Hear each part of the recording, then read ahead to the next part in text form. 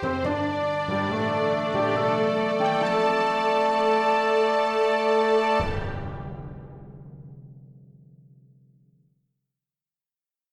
Story Seekers. I'm Ben. I'm Nico, and you're listening to The Tiny Bookcase. Our guest for this episode writes weird and lush speculative fiction in the form of novels, short stories, and poetry. Their most recent novel, Thief Mage, Beggar Mage, is a reimagining of Anderson's The Tinderbox, embroidered with dreams, secret identities, stolen magic, giant dogs, prophetic dragons, and the grand games of gods and humans. We would like to warmly welcome C.L. Hellisen. Hello. Hi. Hi there. I feel very warmly welcomed. Oh, Good. that's good because it's getting bloody freezing at the moment, isn't It's it? so cold. We'll burn welcomes for warmth.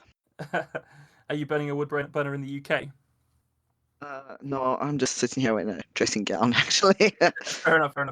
You have written so many books. I had a quick look through. How on earth have you written that many books? How long have you been writing? About 10 I've been alive a long time. I've been writing for about 15 years. Nice. So, And you get bored, you fit in another book. oh, so is that sort of like normally a marker of a moment of boredom in your life that another book comes out?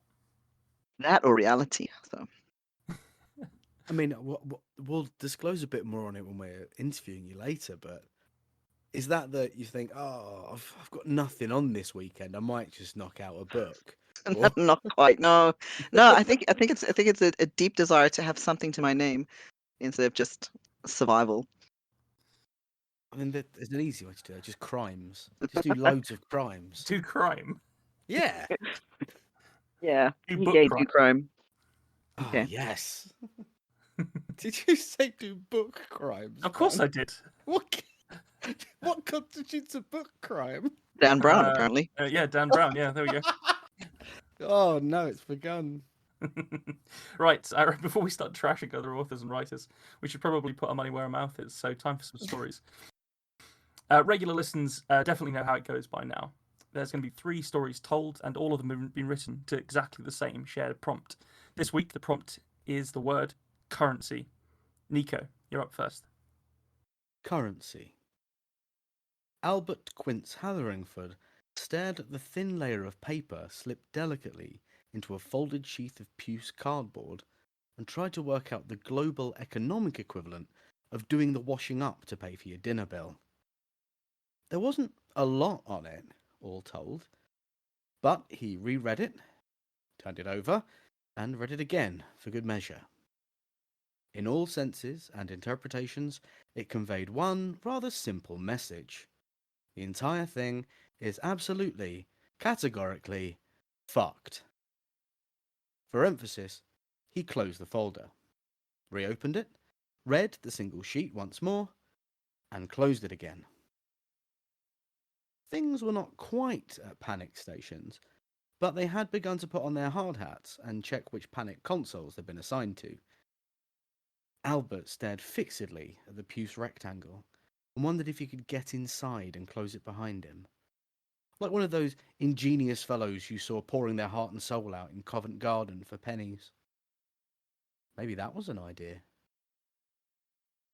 If he kept staring at the folder, he wouldn't have to look up at the Prime Minister, who was presumably still looming mere inches away from the other side of his desk. Albert's fingers toyed with the edge of the cardboard once more, lifting it just barely enough to slip his fingers in between. Nowhere to go in there, he finally conceded. What do you think? The Prime Minister's voice warred with an unbearably tense silence. It had spent the last few minutes intensifying the clacking sound of the clock high on the wall to a near-deafening cacophony. What did Albert think? Well, as infrequently as possible, lest he consider the implications of the decisions he'd been forced to make for the country's benefit. Ooh, that was good, that. Forced to make for the country's benefit. He'd saved that one for the next time journalists clogged his driveway like pubes around a drain. They'd eat that right up. Blame shifted onto the dratted country in these tough times.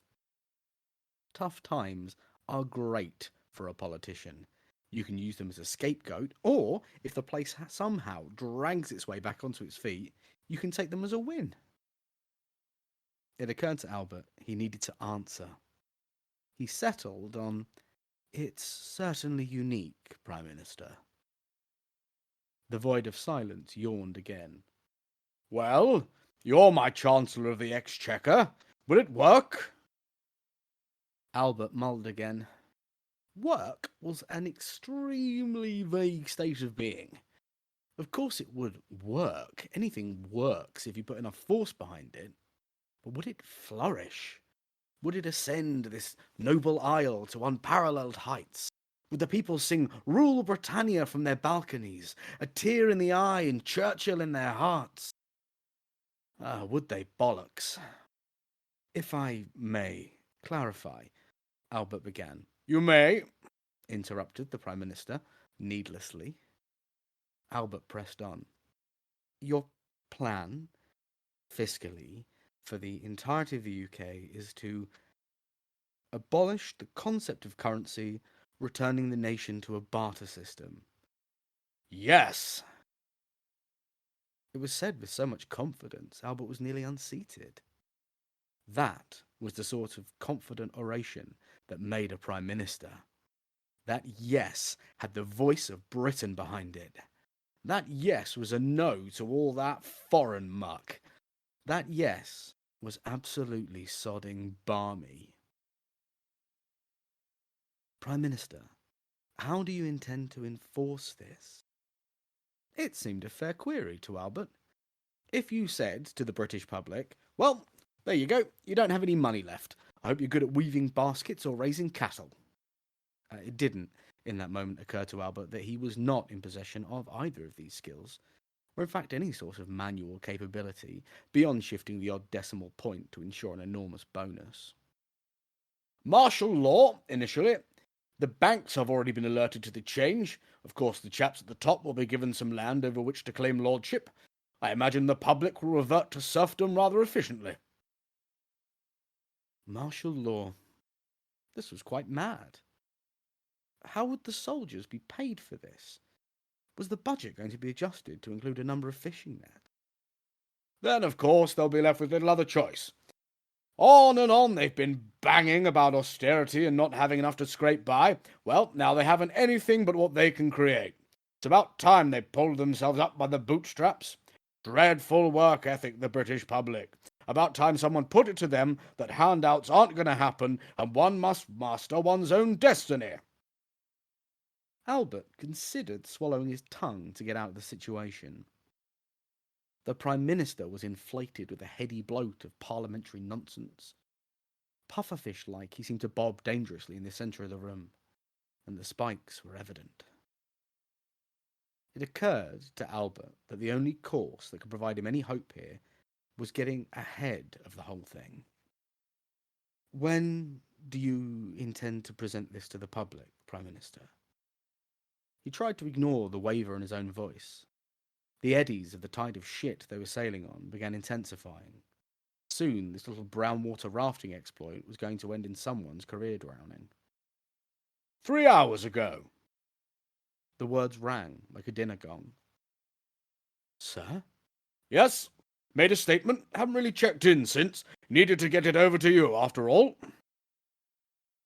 Albert slowly lifted the television remote from his desk and pressed the little red power button. The screen blinked to life, and a news reporter, stood probably 30 feet from where they were now, spoke into a microphone. Albert pressed against the volume up button, each soft click of it increasing the unfolding chaos that was outside. "Where the rioting continues to intensify. Early reports say that the British public are converging on the capital city to make their stance known. Many are worried for job safety. Others simply tire of the actions of a Prime Minister they are calling the end bringer. The leader of the opposition has just been quoted as saying, 'This truly is a step too far.' No other word has come from inside." Their voice was cut away as a red brick caught them square in the forehead. Another voice called out, "Fuck you, news pig!" The camera was dropped, clattering to rest on the floor. In its lens, the fleeing legs of the cameraman were pursued by a braying mob.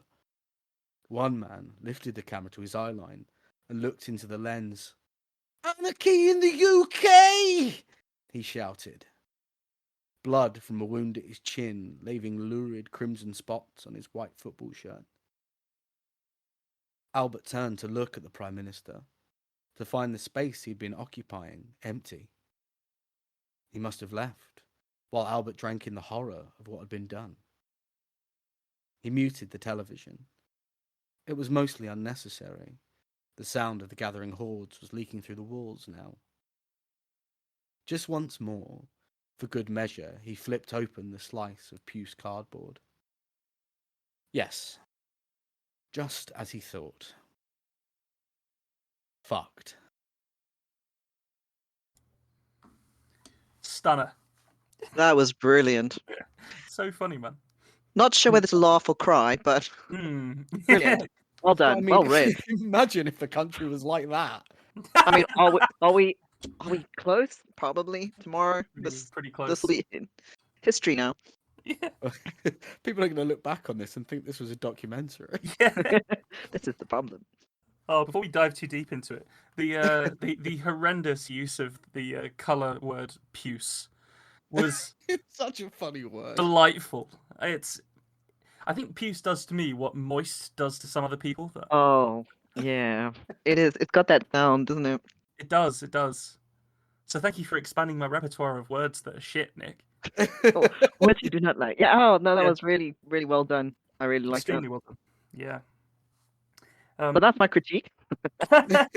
It's actually not the first time. I think. What are you? Story number 3 on Prime Ministers now, or I think I did one. Have you done? You did one and I've done 2. You've done 2. So yeah, A running theme. it's a bit of a running theme. Yeah. He's been a few things, hasn't he? He's been a strange psychopathic murderer. He's been a mushroom. Yep. And now he's just an idiot. And there's a puff. That description of the pufferfish in the middle of the room just bobbing dangerously was spot on. That is so funny. Oh Yeah, I started laughing in the middle and realized my mic was still on, so I was trying to. I shall be interrupting your story. No, that was very good. yeah, I'm glad you guys enjoyed it. very much so. The first time I laughed was and Churchill in our hearts. Yeah, that was excellent. It had a quite a Terry Pratchett-ish kind of Oh, delivery as well, which is quite fun. Very much so. I do Yeah. like that one. I do like that compliment. Oh, Good one. you can Thought keep that it. tonight. Yeah. The Scouse punk was a nice insert as well. Just sort of adds a bit of sort of depth to the voices that you were doing. I think. I think I was in danger of a lot of just very southern people, wasn't I? Well, that is what the capital looks like, unfortunately. Oh, so timely, so timely. Yeah, With the UK just in complete disarray. Yeah, I feel like we might maybe as well there be bartering at this Ma- point. Yeah, and returning to feudalism. Yeah, I liked that. I like as a political strategy, it didn't seem too far fetched for the current party. Yeah, I'm and now we sure shall all return to serfdom. Oh yeah, that seems reasonable. I mean, we're not that far off, really. Are we? Hey, but if we go back to a feudal society, does that mean that I can kill David Cameron without any real repercussions? Look, Feed him to the pigs. We had a big conversation recently, and I'm sure someone's going to get mad at me about this, but talking about how royalty isn't quite the same anymore because there's no way I could raise a peasant levy and make a challenge for the crown. And that just feels less fun to me. I feel like we're missing that element. And yeah, they'd win because they've got the Royal Navy and the Royal Air Force, but I just quite like the idea of getting a load of people, like everyone I know who's working class, to get the best weapon they can lay their hands on and march on the palace with me. Books. Here we go. Yeah, I think it is a Pratchett joke about peasant levies or like a peasant uprising and people assuming that they're not well armed just because they're using tools, but a billhook, a scythe, A sledgehammer. a sledgehammer. Yeah. These things can most extremely fuck one up. Especially in this Boris Endbringer Johnson world that you had us in. Oh, look, it was in no way. I was fully expecting by the end of the story to have like some Cthulhu-esque thing standing there instead of a prime minister. So that I was is like, yeah, that'd be reasonable, totally, yeah. that is pretty much what happened in Nico's previous prime minister story, with except he was like a mushroom man. It was Some kind of fungal anti-deity, wasn't he? yeah, it was impressive. So I think you were really brave at one point in your story. Really brave, Nico. I'm very proud of you for discussing pubes around a drain. Because I know that you have a deep-seated fear of hair that's been discarded and left Yes. about the place. What's the worst thing I can think of? Oh yes, that. See, for other people, that's just like that was a disgusting bit of imagery that's kind of funny. And then for you, that's you actually confronting your worst nightmare. My horrors, yeah. Yeah. Clearly don't live in a house with several teenagers. No, you say that, but I've got short hair for the first time in about 15 years, and it's done wonders for me psychologically. Because I don't end up with my strange, completely irrational phobia wrapped around my hand every time I wash my hair now. Well, now you're making me think about pulling hair out of Jane plugs. Thanks. Thanks. Yeah. Perfect. Does it It's a matter? healthy snack. Oof. Oh, Is it worse if wow. it's wet or if it's dry? Okay. Wet. If you pull it off a hairbrush and a clump. That's That's just gross. gross, but if it's wet, it's like slimy. Oh, Oh, I'm so so d- glad we've got someone Do reasonable you, on the podcast. so you share this then, Kat? Do you this phobia? It's not a phobia, it's just I have children and all I ever do is apparently clear hair. Oh, fair enough. It's do you get it around the roller bit in the Hoover as well? That's dread anticipation. And they've got to pull it off. Okay, gross. This is a horror podcast. Yeah, it has Should we been on save this one occasion. for Halloween? Yeah, we should possibly do this one Halloween. The hair. Oh, and the only other thing that I'd really like to talk about was the opening with the global economic equivalent of doing the washing up to play for your dinner bill. Yeah. Right at the very start, immediately we know that we're inside your realm of humor and also political satire, and Yes. you didn't deviate. Like it grew in intensity. It had a lovely like punch to it. Structure-wise, I thought it was very strong. I really enjoyed all the characters, and it was just turn after phrase after turn after phrase after turn after phrase. So funny. Well done. Thank you. I'm glad it worked. I know it's easy to get really bloated on these ones, and I tried super hard to keep it kind of like really tight, so it didn't feel like it had to trail to get to the punchline. So I'm glad it worked. Trying to keep it as close as I could to that sort of bare knuckle flight to the gag. Bare knuckle flight to the gag like that. Well, we've put it off, but Kat, I believe you have a story for us as well. Yeah. Oh, exciting. It's not political satire. Thank God, because there'd be no following that. Right. In a city swarming with human faces, we are foreigners filled with wanting and emptiness. We pass through the world like unburied myths, changelings and sleepers, cast out of the kingdom. At night, I prowl the webwork of lanes and alleys, closes and circles, waiting until enough time has passed for me to risk another summoning. There are few of us left. Our names are gone, our connection to our ancestral world erased. But the memories of those who betrayed us are long. I've walked my soul's thin as moth wings, tattered, leaving trails of rubbery grey dust. The skies spill over with stars and people hurry past, their shoulders hunched, heads bowed as if they do not want to see me. Outside the city, the trees lean, striving to touch the brick, the glass. They want to press the concrete into softer shapes, crack the tarmac. I leave the buildings behind me and push my way through long white grass to reach the damp darkness of under tree, green canopied. The old names were inscribed into my soft belly skin by my mother and grandmother, whose own skins were blackened with scriptures, who lost their names one by one, and when my turn came, there were hardly any to hand on to me. And now I have found no one to whisper my remaining names back to me, to trace the shapes with an index finger, a pointed tongue. One day the names will run out and I will be human, or my children will be, or their grandchildren. The way home will be closed. Until then, I must keep trying, as all those who came before have tried, waiting for a slip.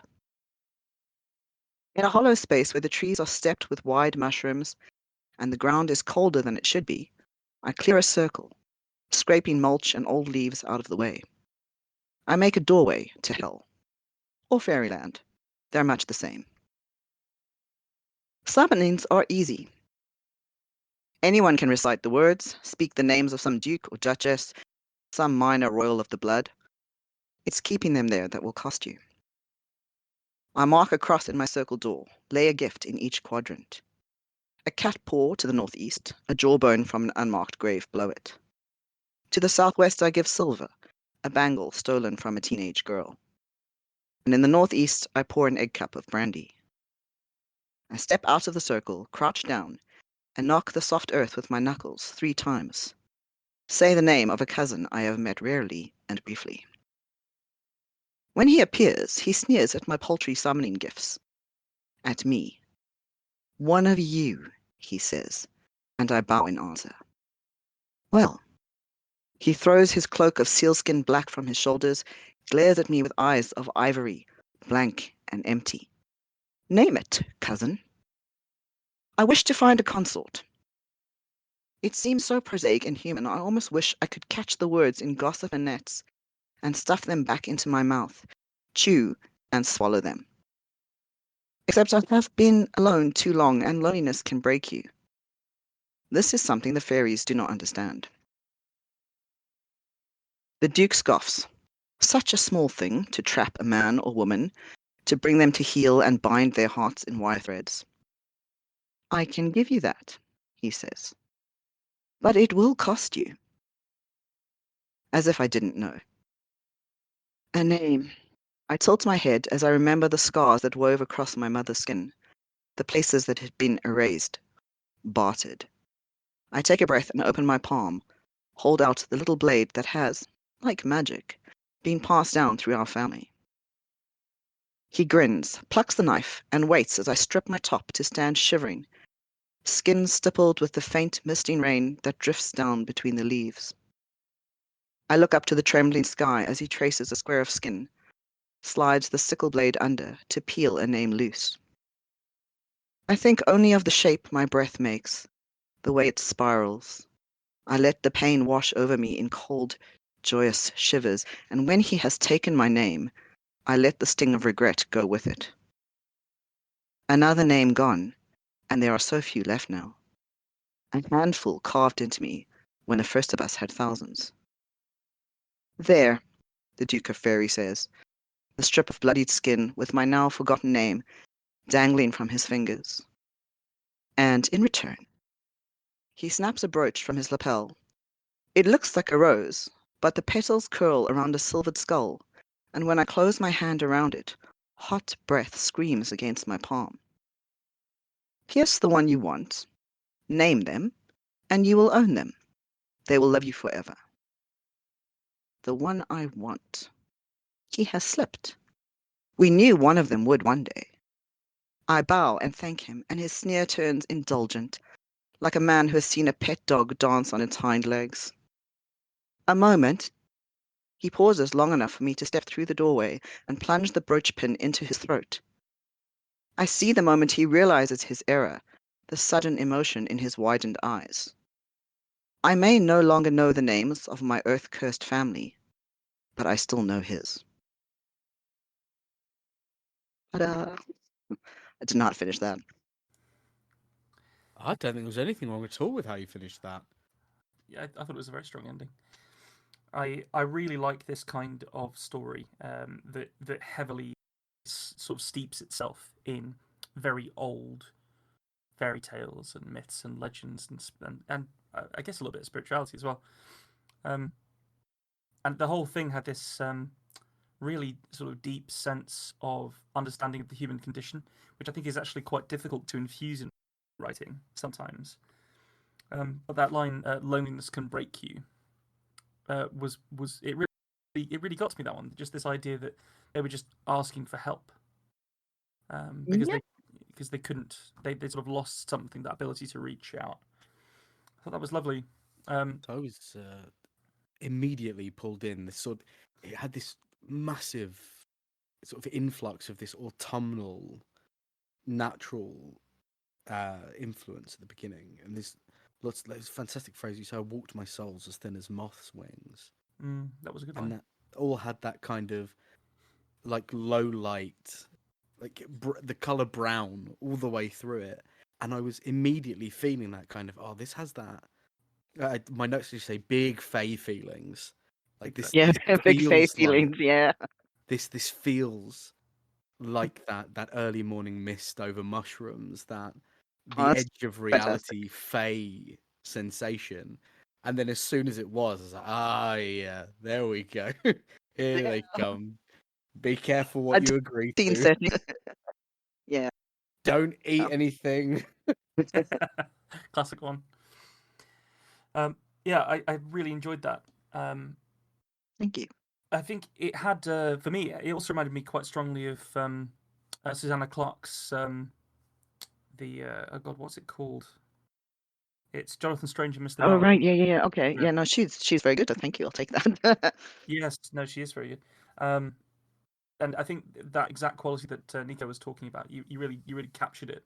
And I liked this idea of this high stakes, emotions on your sleeve, sort of like bartering game with this sort of demonic character. It was very nicely done and executed. It was a nice concept, especially Yeah. in response to the prompt of currency. This flensing of flesh in order to pay the toll. Names, I think, because names are so important. Names, yeah, they are important. This implied massive name debt as well, because they must have collected all these names to be able to lose them. So there's so much world in there that we don't get to see. It's lovely. It had it definitely had like strong notes of like cultural erasure, Yeah. Well, which is something you don't often see it in these kind of Fae stories. I don't think, like, normally the Fae are, extremely dangerous in all these different ways, but you don't think of them as like almost like an oppressive colonial force in a way. Like if you're losing names and losing culture, that's usually a sign of oppression, isn't it? Rather than yeah. That's what bartering. happens when immigrants write stories. Where are you from? Originally South Africa. South Africa. Yeah. Not that I'm saying that like I'm hard done by in the UK at all, obviously. Sure. But when you're an immigrant, you are in a different culture and you are alone. You are lost, even if you speak the same language or whatever. You've lost your connection to your homeland. And do you feel like names are a part of that for you? Did that come Um, from somewhere? I mean, names are always important. I mean, let's be honest. The biggest influence I think that's on my work, even if you don't see it, is Ursula Gwyn. So, which sort of Wizard of Earthsea naming being the most important thing. Yeah. So That was a really nice story, Kat. thank you, very kind of you. I had a lot of fun listening to that, Yeah. and also just talking about it afterwards. That I felt like that really illuminated it for me as well. That was a really nice one. Thank you. Cool. Right. If we're ready, I shall jump us straight into mine. Perfect. The cocktail of combat drugs and mental stimulants spat him out of the stasis chamber like a bullet from a gun. Mark 1 had awoken. Something had triggered his release, something bad. The concoction pumping through his ancient veins told him he was here to end a fight that the ship couldn't afford to lose. The dark room, however, was empty of everything but the faint noise of the engines propelling the gargantuan vessel through the darkness of dead space. The small viewing window in the room was empty of stars. That meant they were still on the journey. Mark did not know how many times he had made that journey. His slumbering state a failsafe against disaster for the impossibly wealthy passengers on the legacy ships. Those ships crept over the vast space desert, away from civilization and then back towards it, ferrying those that could bear the cost. He had never even seen the destination, the planetary system known as Haven, but knew it to be a paradise. Mark had no concept of how much time had passed since he was last awoken, but knew his role. Lights flicked on above him and swam through the colour spectrum until they reached the bright white of artificial day. He blinked slowly and deliberately in its brilliance as he mentally won control of the drug-induced berserker rage that sat behind his eyes. Mark approached the sealed door to his stasis room and used the panel by it to view what was on the other side. His adjacent gear room was empty of hostiles, and the readouts suggested it would be safe to enter. The door's heavy magnetic clamps released at the touch of his thumb on the panel, and Mark stepped beyond it. He had never lost control. He had merely lost himself. Whatever his name had been eons ago was lost to him. After seemingly infinite slumbers and repeated defrostings, there was, for Mark, only his role aboard the ships. Someone had tried to force the door to his stasis room. That much was immediately clear. They had also tried to plunder the weapons locker. Horrid gouges ringed the edges of both doors, like some obscenely violent tally of the amount of times someone had tried to kill him in his sleep. The locker opened at his touch, and he filled his holsters with the bio-locked weapons. He knew there were no other weapons on the ship, and the guns added to his augmented physical advantage. The interface on his wrist stated that the reason for waking him was a genetic breach. Someone had been tampering with the clone bank. Stasis was an option for those making the journey, but many of the hyper-wealthy preferred to live lives during the trip. They spent whole lifetimes mastering their arts, or reading, or simply consuming with indolent delight. That imprint of consciousness and memory could be imposed on a blank clone, and the whole process could start again. But even a legacy ship could only repeat such a process a finite amount of times, and as such, each passenger was allotted a predetermined allowance of clones from the body bank aboard the ship. Mark, with his ultimate goal of reaching the central command deck, moved carefully through the maintenance corridors without encountering anyone. When he reached the door to the living decks, he found it to be forced open and left broken. Beyond, there was a strange hubbub of noise. He stepped through with one hand resting on his holstered gun and saw what had happened. The place was full of people, or full of one person, to be exact. All of them were white men, near 6 feet tall, brown hair, blue eyes. Mark saw the same man repeated again and again as teenagers, adult men, or decrepit elders. Many had taken to tattooing distinguishing marks on their faces and exposed skin, but it could not hide the truth of their faces. He saw them turn to stare at his darker complexion, and their gazes lingered on the weapons at his hips as Mark walked through the central concourse. The place had been converted from a luxury walkway connecting opulent distractions to a bazaar at the heart of a mono society. The supplies the ship had been stocked with had clearly been raided and become commodities. He saw them being traded for other goods or even services. Mark saw what looked like money change hands as well, though it looked unlike any currency he'd seen before. Mark shoved into a knot of men trading food and ignored the indignant shouts as he pulled a handful of the currency from the pocket of the vendor. The plastic discs had ID photos on them. He recognized them from his wrist interface as the original passengers of the legacy ship. The 4 people, a father, mother, son, and daughter, were apparently acting as denominations in descending order of clone bank precedence. He realized they had based their currency on the hypothetical clones of the original family. Mark dropped the plastic coins and pushed through the crowd which had gathered. His enhanced physicality allowed him to plough through them, but he was careful not to injure any of them. Too many might swarm him, and he feared that enough dogs could bring down the wolf. He left their squawking behind and made for Central Command to try and make sense of the situation. The massive hexagonal viewing window of the command deck was blank, showing only the pure blankness of the void they surged into. Mark walked past the stasis chambers which lined the walls and saw that 4 of the 5 were active. In the centre, beneath the void window, were the command consoles. Mark unlocked the terminal and saw that someone had managed to override the system and spawn over 45,000 clones from the contingency backups during the last 200 years of the journey. All of the clones were taken from a passenger listed as the personal servant to the family.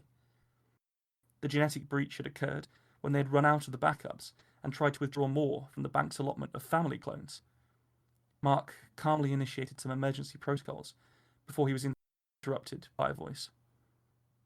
"I was told you'd woken up." You're a Mark 1, aren't you? Am I right? You must be thousands of years old. Mark had just heard that voice as a dominant part of the gaggle of bustling noise in the bazaar. It seemed odd to hear it on its own, and so self-assured. He turned to look down at the young man, walking towards him. I am Mark. Are you the one responsible for abusing the ship's systems? Hardly. I didn't even hurt the family. Just left them in stasis when I was supposed to wake them. Did you know you can make blank clone backups without triggering the warning system? I had hoped I wouldn't need to access the family store, but... well, that was largely because I didn't want to debase our currency. This is over. Why? Because you're going to commit genocide all by yourself? I don't doubt you're capable of it. But all those people out there, they're not me. They're blanks. I gave them a chance to live their own lives, unencumbered by the constraints of society. You're barely more than a blank yourself, albeit with extra conditioning. Yet you think of yourself as a person, don't you? Mark tried to let the comment slide off him, but it touched on something that he had long suspected. You can't lose what you never had. You have exhausted the clone bank, continued Mark. It doesn't matter whose account you pull from. You are the last, and you're all going to die, with only yourself for company. Mark stood up from the control panel and walked towards the man who had made himself a king. He visibly flinched as Mark strode past him. There was relief in his voice when he shouted at Mark's retreating back. You're not going to kill me? I am killing you. Mark stepped inside the final stasis chamber room and touched his thumb to the panel. The door closed and Mark saw the horrified face of the man on the interior panel as he realized what was happening. Mark had locked him out of all systems. He and the family would eventually reach their destination and emerge to find the decayed remains of the society the servant had built. Mark strapped himself into the chamber and initiated another sleep, hoping that he might have earned the right to see paradise the next time he awoke.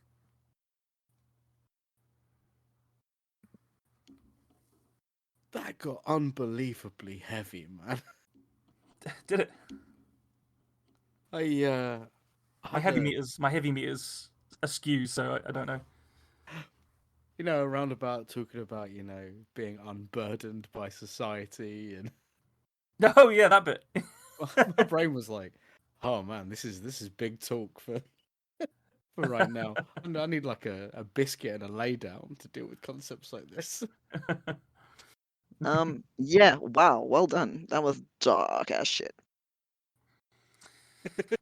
Yeah. I think that's the simplest way of putting it. I have to agree, just dark as shit. But there's something really poetic about, you do describe this kind of endless, inky, black void of space.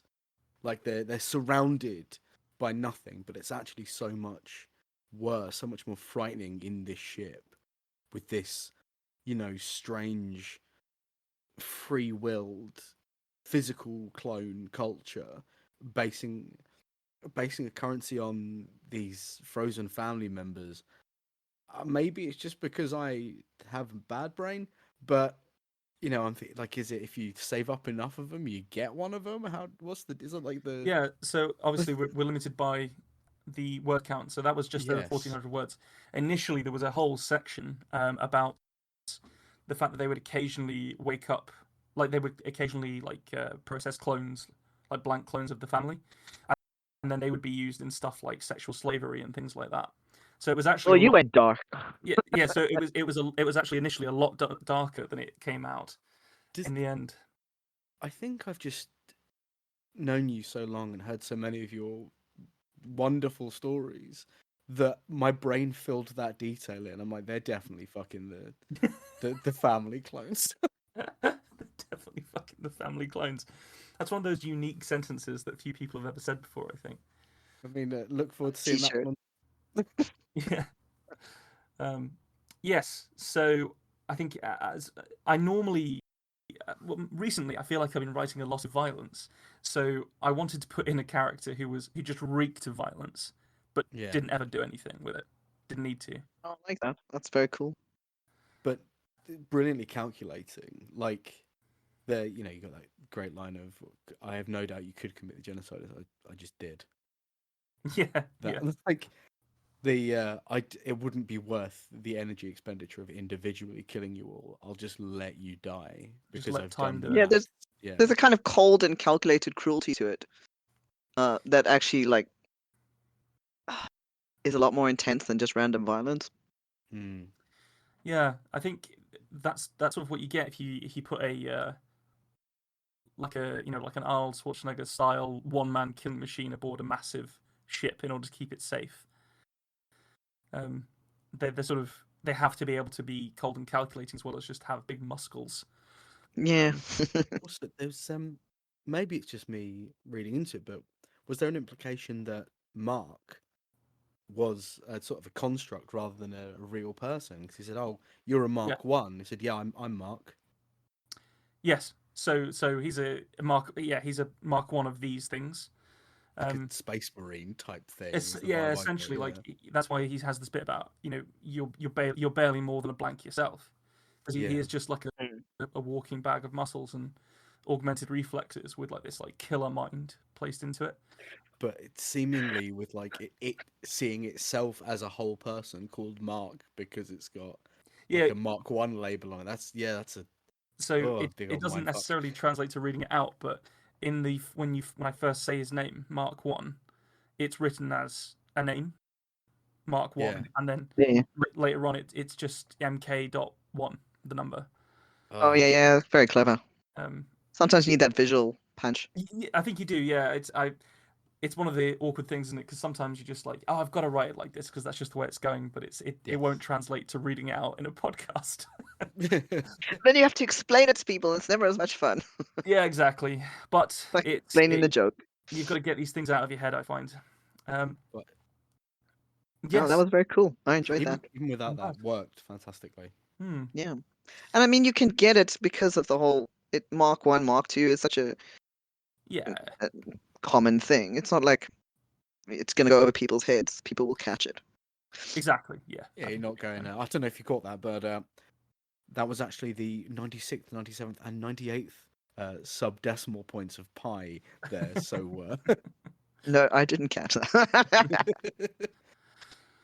Yes. Well, okay. Well, that's 3 stories for you. Thanks for joining us for this episode of The Tiny Bookcase. remember to subscribe, otherwise you're going to miss out on the future fun. Also, tell a friend. If you like this episode, link them to it. We'd be tremendously grateful. You can follow us on Twitter at BookcaseTiny, Facebook at The Tiny Bookcase, and Instagram at BookcaseTiny for updates. Speaking of supporting the podcast, well, magic can only take one so far. The Tiny Bookcase is supported by the generosity of its patrons. Those kind souls have really kept my belly full the last year. Let's cast a spell for them, shall we? For magnificent beardery, let's cast the Chinicus folliculale spell on Gary Laird. For rich ginger tones on the scalp, let us cast the Orangi Hedondo spell for Scott Byrne. And for general fabulousness, why not the Ooh La La How's Your Mother spell on Matthew McLaren?